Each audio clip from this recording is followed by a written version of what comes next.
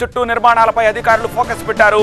చెరువుని ఆనుకుని ఖరీదైన భవనాలు నిర్మించారు. చెరువుకు చుట్టూ ప్రముఖుల నివాసాలున్నాయి. ఎఫ్టీఎల్ జోన్లో నిర్మాణాలు ఉన్నట్టుగా గుర్తించారు. నోటీసులు జారీ చేశారు. శేరిలింగంపల్లి తహసీల్దార్ నెల రోజుల్లోపు స్వచ్ఛందంగా కూల్చేయాలని నోటీసులు ఇచ్చారు.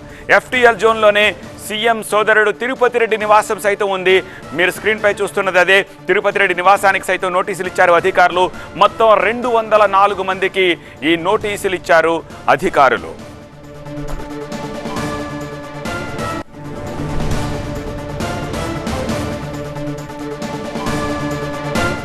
హైదరాబాద్ నగరంలోని దుర్గం చెరువు చుట్టూ అక్రమ కట్టడాలు ఎన్నో వెలిశాయి.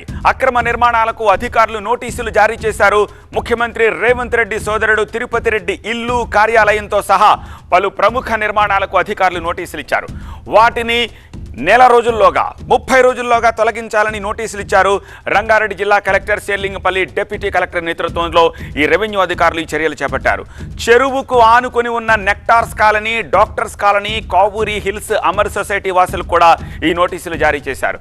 వాల్టా చట్టంలోని సెక్షన్ 23 సబ్సెక్షన్ 1 కింద ఈ నోటీసులు ఇచ్చారు. నిబంధనలకు విరుద్ధంగా నిర్మించిన వాటిని నిర్ణీత గడువులోగా స్వచ్ఛందంగా కూల్చేయాలని ఆదేశించారు.